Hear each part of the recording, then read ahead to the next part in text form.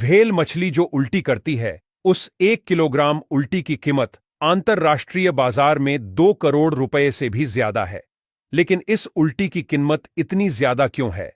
Whale मछली यह उल्टी किस समय पर करती है और यह उल्टी समुद्र में से कैसे मिलती है?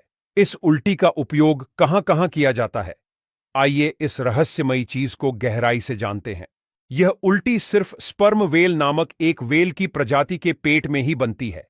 इसके सिवा अन्य कोई भी प्रजाति में यह उल्टी नहीं बनती और स्पर्म वेल में भी सिर्फ नर वेल ही इस उल्टी को बना सकते हैं।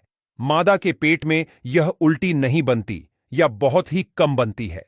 नर स्पर्म वेल जब भोजन में स्क्विड और ऑक्टोपस जैसे जीवों का सेवन करती हैं, तब इस भोजन का कुछ हिस्सा पाचन तंत्र में पचता नहीं है। स्पर्म व्हेल का पाचन तंत्र इन अपचनीय हिस्सों से अपनी रक्षा करने के लिए एक मोम जैसा पदार्थ बनाता है जिसे एम्बरग्रीस कहते हैं। व्हेल के पेट में भोजन का जो कठोर हिस्सा नहीं पच सकता, उसको यह एम्बरग्रीस पूरी तरह ढक देता है, जिससे पाचन तंत्र को कोई नुकसान न पहुंचे। बाद में जब एम्बरग्रीस एक बड़े टुकड़े के रूप में बन जाता है, तब यह व्हेल के शरीर से बाहर आ जाता है। व्हेल के शरीर से बाहर आते ही यह एम्बरग्रीस का टुकड़ा समुद्र में डूबने की बजाय तैरने लगता है, क्योंकि यह बड़ा और हल्का होता है। एक बार जब एम्बरग्रीस व्हेल के शरीर से बाहर निकल जाता है और समुद्र में पहुंचता है, तब इसमें समुद्र की लहरों, सूर्य की रोशनी और अन्य तत्वों के कारण कई सालों तक धीरे धीरे बहुत बदलाव होते हैं। एम्बरग्रीस को परिपक्व और अधिक कीमती होने में तकरीबन 10 से 20 साल का समय भी लग सकता है। अब जानते हैं कि एम्बरग्रीस कैसे मिलता है या एम्बरग्रीस को कैसे ढूंढा जाता है।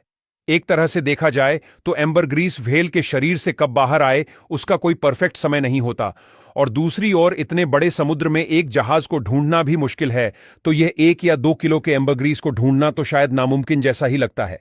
एम्बरग्रीस दो तरह से इंसानों को मिल सकता है।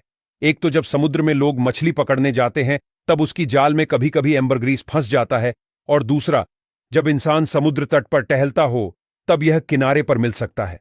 लोग एम्बरग्रीस को उसकी महकदार खुशबू की वजह से पहचान लेते हैं।